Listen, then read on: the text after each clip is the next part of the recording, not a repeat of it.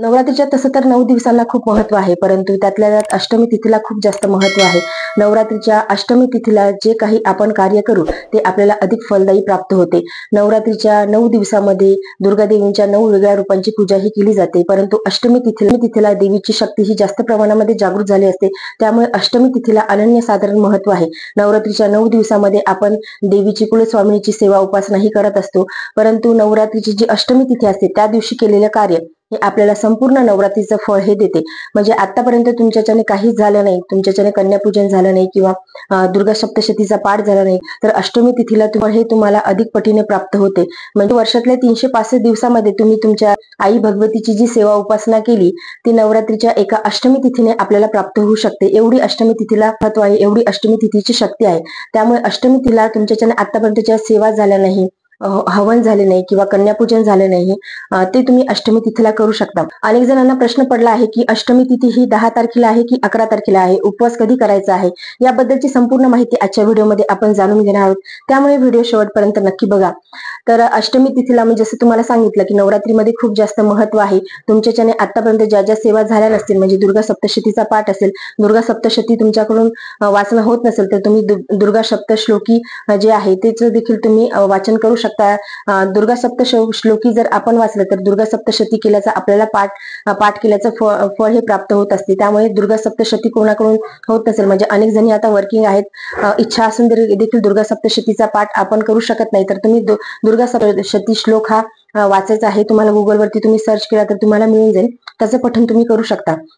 अष्टमी तिथीला तुम्ही कन्यापूजन करू शकता. सप्तमी, अष्टमी, नवमीला या 3 तिथीवरती तुम्ही कन्यापूजन करू शकता. तसं विषयी देखील मी संपूर्ण व्हिडिओ चॅनलवरती अपलोड केला आहे.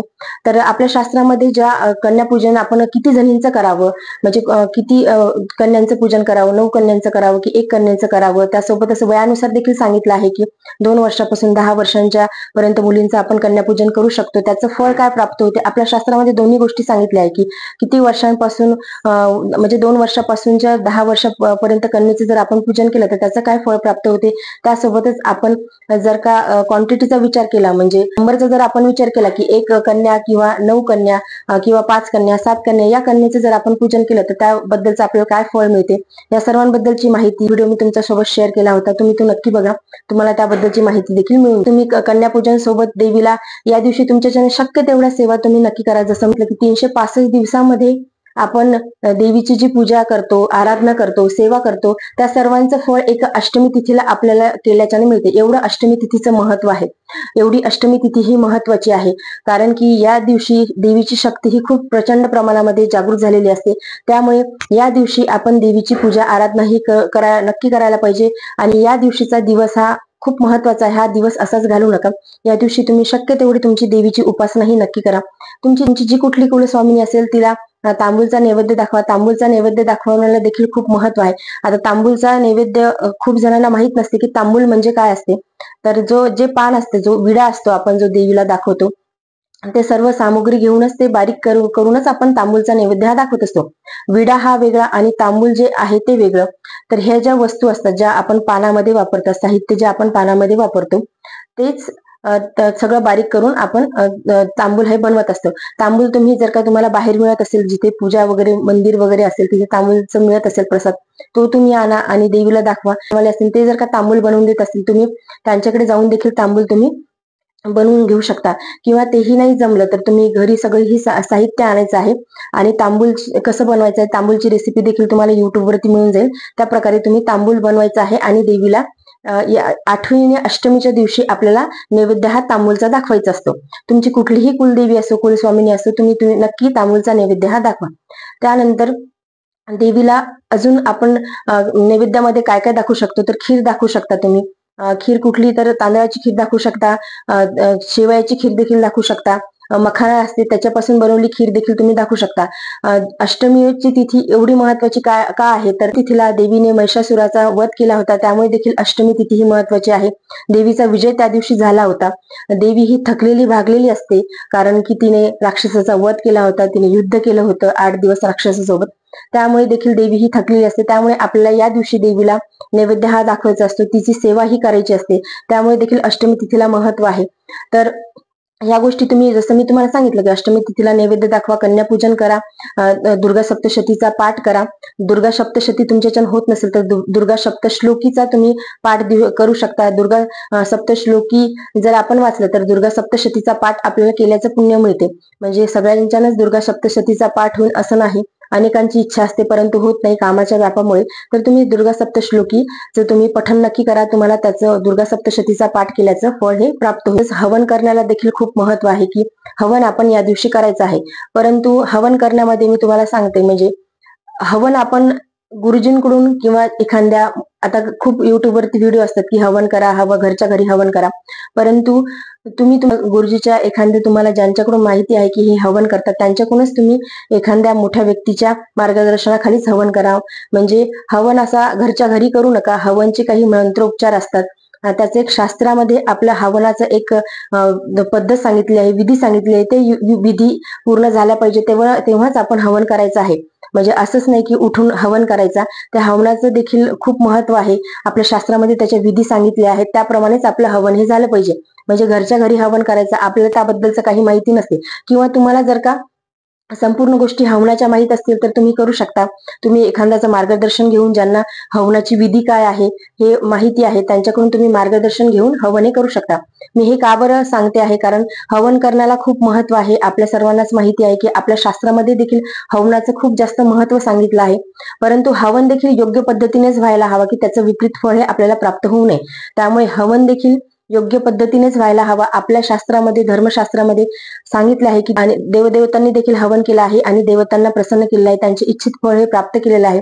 त्यामुळे हवनाला खूप महत्व आहे. तो हवन हा योग्य पद्धतीने झाला पाहिजे. म्हणजे आपल्याला खूप काही माहिती नसते, आपण काहीतरी कोणाचं तरी बघतो किंवा ऐकतो आणि हवन करायला सुरुवात करतो. तसं करू नका. हवन हे एखाद्या योग्य व्यक्तीच्या मार्गदर्शनाखालीच, तुमचे गुरुजी वगैरे असतील त्यांच्याकडूनच हवन करून घ्या. म्हणजे मंत्र उच्चार जे असतात ते स्पष्ट झाले पाहिजे, त्याचा उच्चार स्पष्ट झाला पाहिजे. आपल्याला काही माहित नसते आणि आपण डायरेक्ट करायला जातो आणि पहिल्या वेळेस आपण ते करतो, त्यामुळे आपल्याला त्याचे उच्चार देखील स्पष्ट होत नाही, काही समजत देखील नाही. एखादे संस्कृत देखील मंत्र असतात, त्याचा अर्थ देखील आपल्याला कळत नाही. त्यामुळे तुम्हाला हवन करायचं तर नक्की करा, परंतु एखाद्या योग्य व्यक्तीच्या मार्गदर्शनाखाली करा. आणि तुम्हाला जर सवय असेल, तुम्हाला माहिती असतील सगळ्या गोष्टी, हवनाच्या विधी सगळ्या माहिती असतील, तुमचे उच्चार स्पष्ट असतील, तर तुम्ही बिनधास्त हवनही करू शकता. अष्टमीला हवन करण्याला देखील खूप महत्व आहे. त्यामुळे तुम्हाला माहित असेल तर तुम्ही नक्कीच हवन हे करा. अनेक जणांना माहित नसते की हवन कसा करायचा आहे, तर तुम्ही सेवा उपासना करा.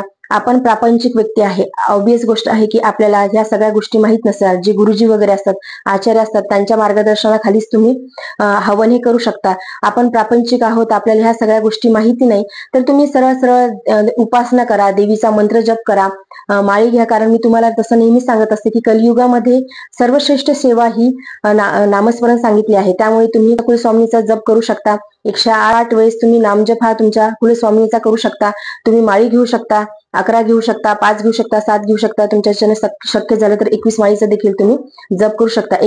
एक माळ म्हणजे 108 नामजप.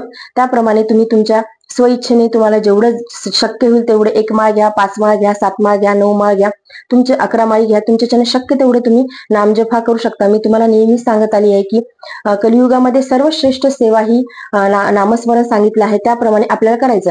म्हणजे कोणी हवन करते आहे तसं तुम्ही हवन करू नका, कारण की मी तुम्हाला सांगितलं अनेक असे उदाहरणं आहेत आपल्याला आपल्या शास्त्रामध्ये सापडतात की अर्जुनाने देखील राजश्री यज्ञ केला होता आणि त्यामध्ये भगवान श्रीकृष्ण देखील हजर होते, परंतु त्यांना देखील तिथे पराजय, त्या हवनाचाच एक तो भाग होता की त्यांना पराजय प्राप्त झाले, त्यामुळेच त्यांना वनवास हा भोगावा लागला. तर अशा अनेकशा गोष्टी आहेत आपल्या शास्त्रामध्ये की त्या सांगितलेल्या आहेत की म्हणजे त्या हवनाचे दुष्परिणाम हे होतात. त्याचं एक सरळ सरळ अर्थ काय आहे की हवनाचे देखील दुष्परिणाम हे होत असतात. त्यामुळे आपल्याला माहिती आहे तेवढ्याच गोष्टी आपण कराव्या, त्या पलीकडे आपण करायला जाऊ नये. आणि तुम्हाला जर करायचे असेल तर योग्य व्यक्तीच्या मार्गदर्शनाखाली तुम्ही करू शकता. बाकी तुमची इच्छा, कारण की प्रत्येकाची आपापली इच्छा असते. माझं सांगायचं काम आहे, तुम्ही तुमच्या स्वइच्छेने करू शकता. मी जसं तुम्हाला सांगितलं की तुम्ही नामस्मरण देखील करू शकता. नामस्मरण हे सर्वात उच्च कोटीची सेवा आहे, त्यामुळे नामस्मरण करण्याचे काही तोटेही नाहीत, आहेत तर फक्त फायदेच फायदे आहेत.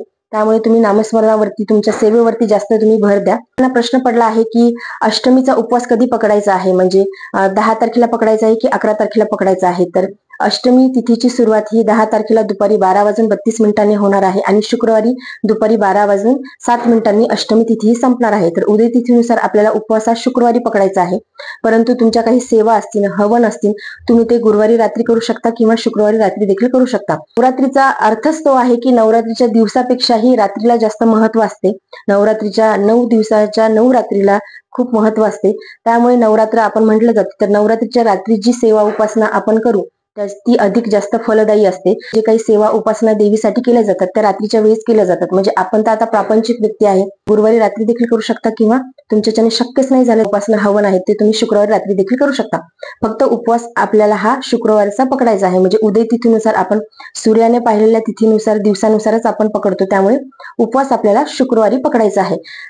तर तुमचा हा प्रश्न देखील मिटला असेल की उपवास आपल्याला. आजच्या व्हिडिओमध्ये मी तुम्हाला सांगितलं की हवन का करू नये किंवा हवन जर करायचं असेल तर आपण योग्य प्रकारे कसा करावा, त्यासोबतच अष्टमी तिथीचा उपवास कधी करायचा आहे, सेवा कुठल्या करायच्या आहे, कन्यापूजन कसं करायचं आहे, कन्यापूजन कसं करायचं आहे याबद्दलची देखील एक व्हिडिओ मी तुमच्यासोबत शेअर केला होता. तो देखील तुम्ही पाहू शकता. त्याच्याने काही नाही झालं तर सेवा नक्की करण्याचा प्रयत्न करा. सप्तशती जर का वाचन तुमच्याच्याने नाही झालं तर सप्तश्लोकीचा पाठ देखील तुम्ही करू शकता.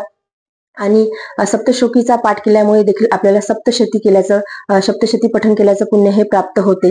ज्यांना वेळ नाही त्यांनी सप्तश्लोकीचा पाठ नक्की करावा. ज्यांना वेळ आहे त्यांनी सप्तशतीचाच पाठ हा करावा. व्हिडिओमध्ये एवढंच. व्हिडिओ जर तुम्हाला आवडला असेल तर व्हिडिओ लाईक करा. चॅनलवरती नवीन असेल चॅनल सबस्क्राईब करा. आई भगवती तुमच्या सर्व इच्छा मनोकामना पूर्ण करो. जय गजानन. धन्यवाद.